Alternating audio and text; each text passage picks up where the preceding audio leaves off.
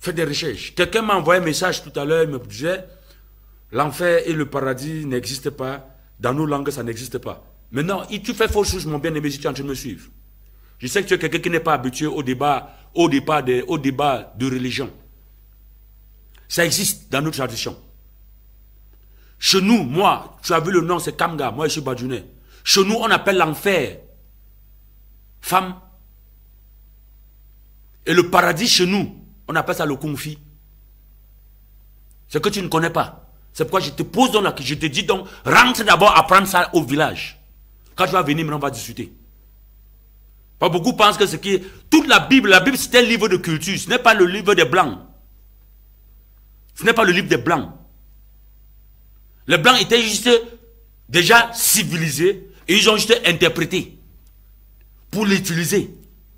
Vous aussi cherchez à être civilisés pour comprendre et interpréter pour vos enfants. Ils ont civilisé, ils ont traversé beaucoup d'étapes. Le noir même n'a pas souffert, nous n'avons pas souffert comme ces blancs. L'âge de l'Inquisition, c'est 1000 ans de souffrance dans le noir. Ça veut dire comme vous avez esclavé pendant 400 ans. 400 ans, pourquoi tu 1000 ans? L'âge de l'Inquisition, l'Europe a payé le plus grand prix. C'est ça qui les a libérés. De l'Inquisition.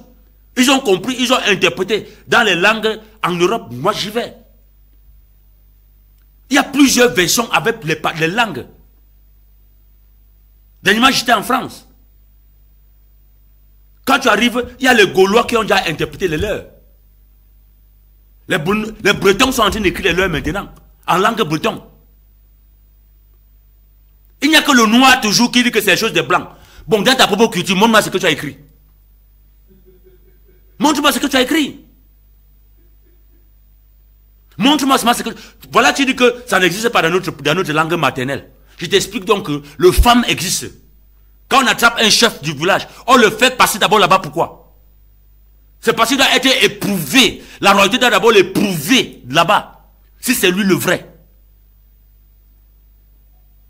C'est ça qu'on appelle l'enfer. Et le conflit maintenant, c'est autre chose. Donc c'est pourquoi dans le temps des nations, nous parlons culture, on ne tâtonne pas, on sait ce qu'on dit. Et si tu veux ouvrir notre débat, je peux peut-être te convier ici, on en parle. Mais pour le moment, pour revenir, oui, il y a une autre personne qui m'envoie un autre message. Merci pour ce que vous faites. L'Afrique est debout et les choses ne seront plus comme par le passé. Que Dieu vous bénisse, le révérend. Oui, peut-être. Je te remercie pour ton message. Que l'Afrique ne sera plus comme par le passé. Mais j'espère que ton cerveau va aussi changer. Parce que le problème n'est pas le discours que je tiens. Ce n'est pas un discours africain ou panafricain ou machin truc. Non. Moi, je suis un homme d'église. Moi, je suis un homme de Dieu. Je vais dans plusieurs villages, dans plusieurs pays et je sais de comment je parle. Nous ne sommes pas dans le sens émotionnel de la foi. Nous sommes dans le sens convictif. Que l'évangile ci est vrai. Cessez de penser que le blanc a écrit sa part venu vous donner. Nous, c'est le temps maintenant d'écrire la nôtre. Et on ne peut pas l'écrire sur un papier si ce n'est pas encore écrit dans nos cœurs. Écrivez d'abord ça dans votre cœur. Et ça va avoir effet dans votre pensée. Et vous allez être capable d'écrire maintenant pour vos enfants. Donc, loin de là, les polémiques de clash racial et quoi que ce soit, non. Au panafricanisme et tout, non. L'Afrique a été toujours debout. On est debout parce qu'on boit beaucoup de bière. On danse, on tourne les fesses, oui. On est debout en ce temps-là. Mais quand il s'agit de morale, on commence à dire que non, les Blancs sont venus nous tromper avec l'évangile.